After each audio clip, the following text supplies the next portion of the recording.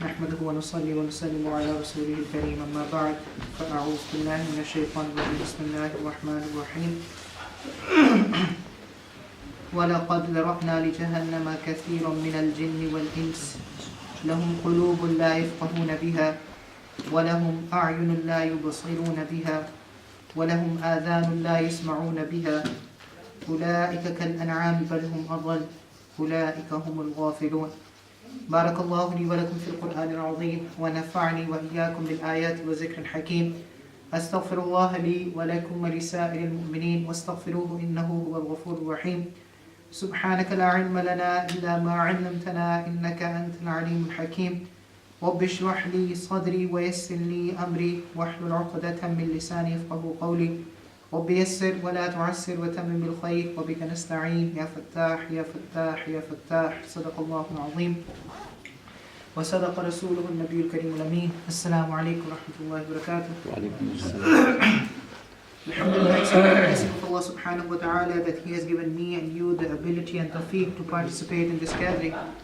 And we ask Allah subhanahu wa ta'ala to make this gathering a source of guidance for all of us, and we ask Allah subhanahu wa ta'ala to make this gathering one of the means of our entry to Jannah. Ameen. Inshallah, in tonight's session, I want to share with you some reflections from verse number 179 of Surah Al-A'raf. Verse number 179, chapter number 7.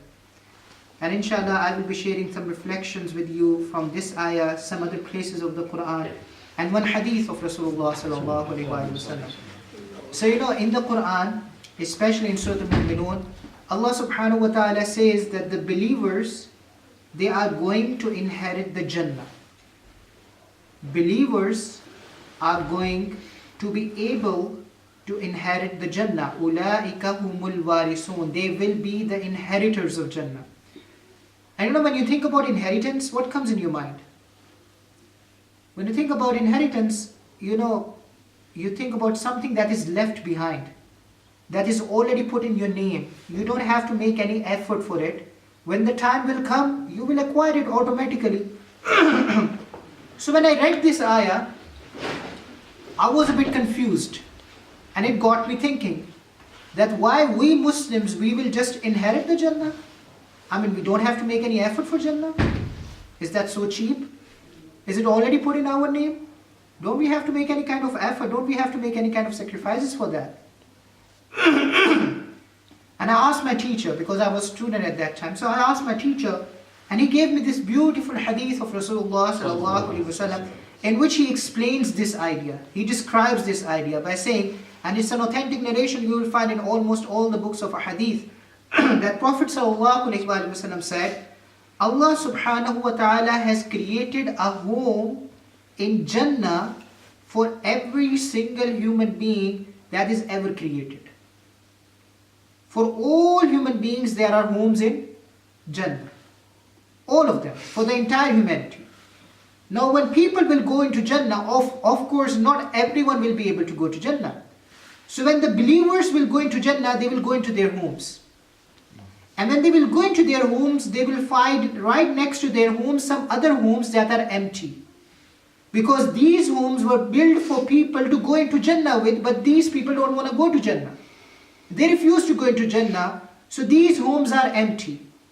So now the believers, they are not only going to take over their homes in Jannah, but they will also be able to inherit the other homes of Jannah, which other people couldn't make it. The homes of the people who couldn't make it to Jannah.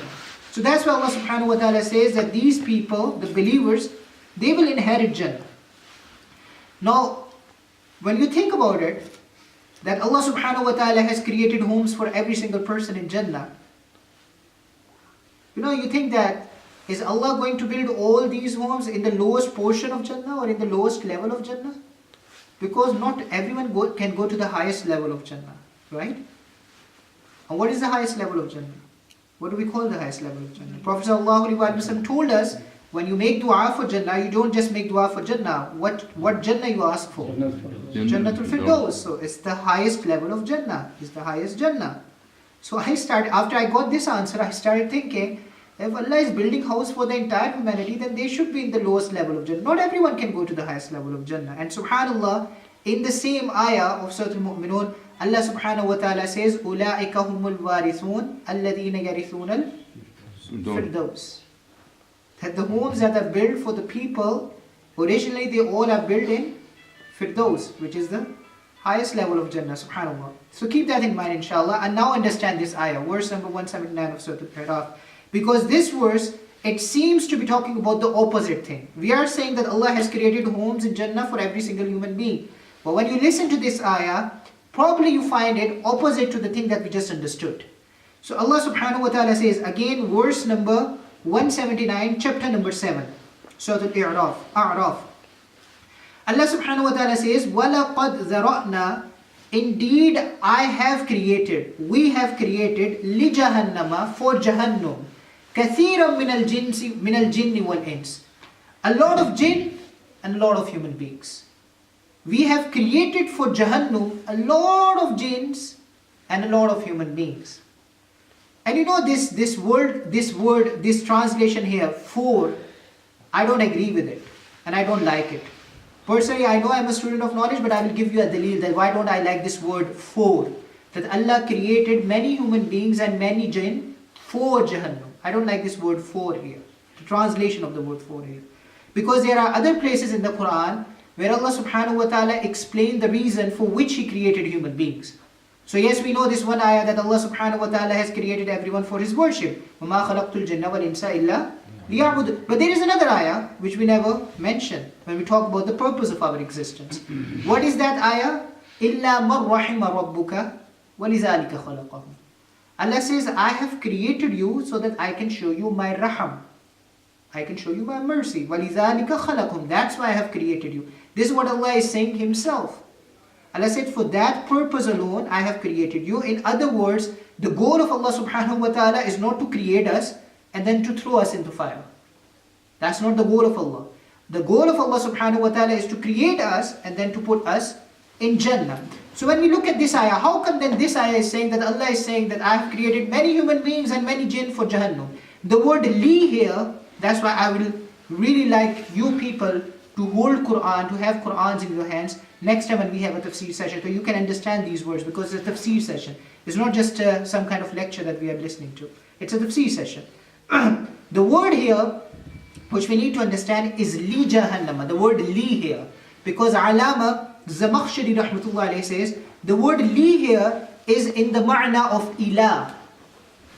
The word li here is in the ma'na of ilah. Now understand the verse here. Allah says, وَلَقَدْ ذَرَأْنَا, I have created all the human beings and all the jinnat ila jahannama, but some of them, not some of them, many of them, they are heading towards Jahannam. I have created them. I have created all these insans and all these jinns. I have created these human beings and these jinns ila jahannama, but they are heading towards Jahannam. So Allah is mentioning a tragedy. Why are they heading towards Jahannam? Why are they doing this? لَهُمْ قُلُوبٌ لَا يَفْقَهُونَ بِهَا. They have hearts, but they don't think with their hearts. In other words, Allah subhanahu wa ta'ala never said here that they have locked hearts. You know, there are other places in the Quran where Allah subhanahu wa ta'ala says their hearts are locked. خَتَمَ اللَّهُ عَلَىٰ قُلُوبِهِمْ. Their hearts are locked. Here Allah subhanahu wa ta'ala never said that their hearts are locked, or they don't have heart, or they are heartless people. No. The ayah begin with the word لَهُمْ قُلُوبٌ. They have hearts, but they don't use them properly. They don't reflect with them. وَلَهُمْ أَعْيُنٌ لَا يُبْصِرُونَ بِهَا. They have eyes, but they don't see with them. وَلَهُمْ آذَانٌ لَا يَسْمَعُونَ بِهَا. They have ears, but they don't listen with them. So they have eyes, they have ears, they have hearts. They have. And the fact that they have all these things, it means that they are capable of using all of these things in the right way to go into Jannah. Allah has created you for Jannah, and then Allah subhanahu wa ta'ala has given you all the tools. وَجَعَلْنَا لَكُمْ سَمْعًا وَأَبْصَارًا وَأَفْئِدَةً in Surah Al-Isra. Allah says that I have created your seeing, I have given you seeing, hearing, and strong hearts. So you have all these tools. If you use these tools in the right way, you have a straight road to Jannah. You will go into Jannah. But if you don't use them properly and you end up in Jahannam, then you have only yourself to blame. You know, it's like a car that you have never driven. Probably, this example fit on me nowadays. That you have a car, but you never drove it. The car was filled with gas. You have all the directions, you have all the documents, you have everything, but you never drove the car. So now you cannot blame anyone. You have to blame your own self. Then why didn't you pass the test? Why didn't you pass the theory test and the practical test and use your car? So you can only blame your own self. So Allah is mentioning a tragedy that I have given them all the tools, but still they are heading towards Jahannam.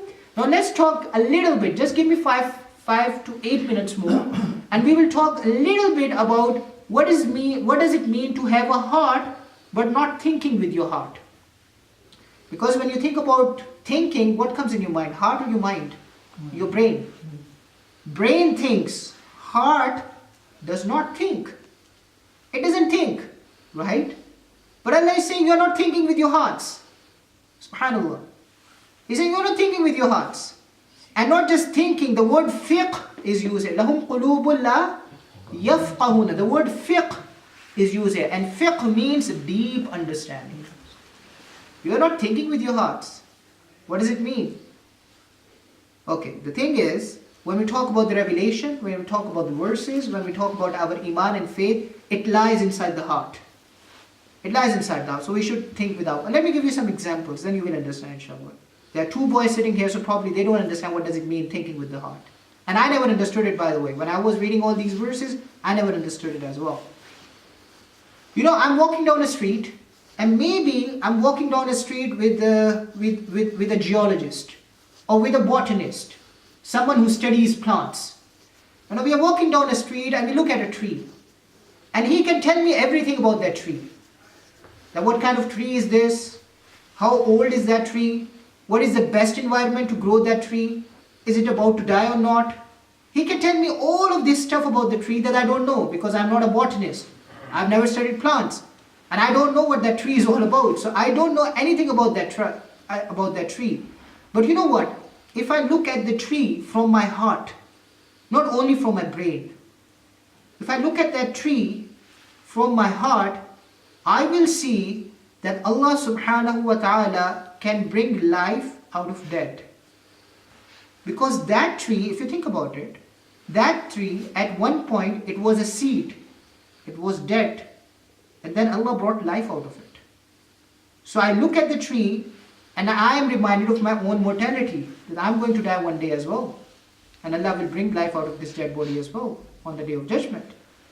You know, a scientist can look at the sky and can tell you everything about the sky.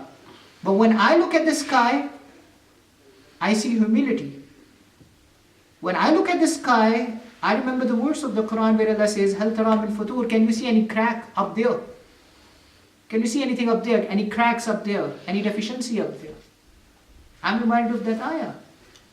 So what I'm trying to say that you can look at the world around you from a scientific lens, from a skeptical lens, and you will look at it and it's just a scenery passing by and you're looking at the world. But if you look at the world with your heart, if you look at the world with your heart, you will see something else. You will see something different, something special that other people cannot see. Let me tell you about an experiment. Do that experiment. I tried it and I benefited a lot. And I've mentioned it before, but I'm going to repeat it again, inshallah, because Quran repeats itself, so why should not we repeat ourselves? Try this experiment and you will find it very, very beneficial. Because Quran says everything in this world can turn into an ayah. Everything in this world can turn into a reminder if you look at it with your heart. Everything. So now one time when I was a student, and please don't judge me because of all these examples. When I was a student, when I was young, we were going to Islamabad. I live in Lahore, and Islamabad is the capital city of Pakistan, and it's almost like 200 miles away from Lahore. So me and my friends, we were going to Islamabad. There was our college ceremony that we had to go and attend. So we were going to Islamabad, and we were on highway. So my friends, they were speeding the car. And they were enjoying it, obviously. They were like going 90 miles an hour. And you know, before I tell them to stop, or before I tell them to slow down, I was reminded of an ayah. Just the fact that they are speeding and they are enjoying, and they are cutting people off, and they are going like this, and they are enjoying it, I'm reminded that Allah subhanahu wa ta'ala tells us in the Quran, كَلَّا بَلْ تُحِبُّونَ الْعَاجِلَةَ. You people love to rush. You people love to rush. You get a kick out of speeding. You like to speed. This is the part of your nature, this is the part of your fitrah. You have this urge to just rush, right? And especially if you are from Pakistan, you will understand this ayah properly, because in Pakistan, on the roads, people just want to rush. They don't care about the people or the people who are, they don't care about their surroundings, they just want to rush. And if it means to break the laws, the traffic laws, break traffic lights, they don't care because they want to rush. So people get a kick out of rush. So then speeding became a reminder for me. That, like, how well Allah knows us. How well Allah knows us. And then, we were driving, and I looked out of the window, and I see a cow grazing. And any other animal, if a speeding car goes by, or if a speeding object goes by, they react, right? So the birds fly off. Lizards, they go back into their holes. A deer is a kind of dumb, so it ran into your car. But the cows, you know how they react? They don't. They don't. They stay where they are. And our car whisked by them. Whisk. Just 2-3 inches away from them, because they were on the edge of the road and eating grass. And our car whisked by them, and their fur goes. And you can feel the wind on their fur. But still they don't care. They are grazing and they are eating grass and they are mowing and they don't care. Don't show any kind of reaction whatsoever. And in the Quran, and that's what I was reminded of.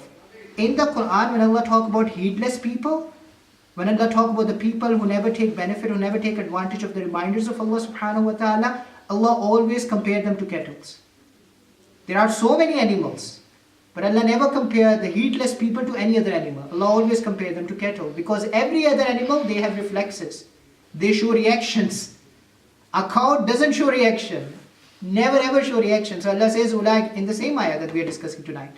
Ulaika kal an'ami, bal hum adall, ulaika humul ghafilun. You people, heedless people, you are like cows, you are like cattle.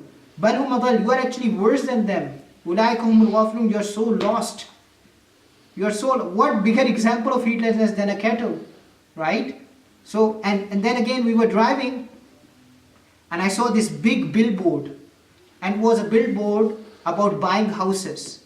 And there was a picture on that billboard of a home, and a family in front of the home. They were very happy and hugging each other. And I look at the board, and you know what I remembered? إِنَّهُ كَانَ فِي أَهْلِهِ مَسْرُورًا. They used to be very happy with their family. And the other ayah, وَمَسَاكِنُ تَرْضَوْنَهَا أَحَبَّ إِلَيْكُمْ. The houses that you love, if they are more beloved to you than Allah subhanahu wa ta'ala and His Rasul, and going out in the path of Allah subhanahu wa ta'ala. All these ayat came into my mind. So everything around you will become a reminder. If you start thinking with your heart. One last example and then I finish, inshallah.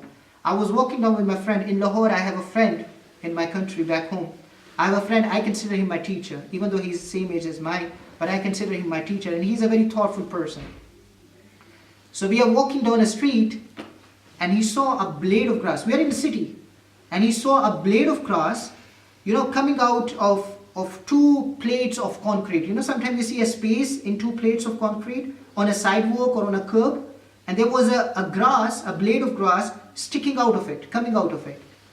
And he looked at the blade of grass, and he started staring at it. And I said to him, why are you staring at it? And he said, Muhammad, out of all the things that are surrounding us right now, this is the most natural thing. This blade of grass, this is the most natural thing. And yet it is the only thing that looks out of order. This is the only thing. And he said, this is like Islam and Muslims. Because we Muslims, we are the people of tabi'iyah. We are the only people who are on nature. We are the only people who are on fitrah. This book and all of its teachings, it's about nature. It's about fitrah. It's about what is normal. Yet we are the only people who look out of order. We are the only people who look out of place. So the point is, when you start reflecting with your heart, then you see something different. You become thoughtful people. And you see something different. So this is the idea. When Allah says, لَهُمْ قُلُوبٌ لَا يَفْقَهُونَ بِهَا, think with your heart. Become a thoughtful person. Engage yourself in the exercise of thinking, and everything around you will become a reminder. And when you become such kind of person, then you are not destined for Jahannam. Then you are not going into Jahannam. These kind of people are going into Jannah. So in this ayah, Allah is talking about a tragedy. Allah is saying that I have given them hearts, I have given them eyes, and I have given them ears, and they're not using them properly, and they are heading towards Jahannam. What's a tragedy? But the point is, Allah has given us all these abilities so that we can use them, and shall we have a straight road ahead to Jannah. So may Allah subhanahu wa ta'ala grant us understanding. May Allah subhanahu wa ta'ala give us tawfiq to understand whatever we have learned today. And may Allah subhanahu wa ta'ala. Allah.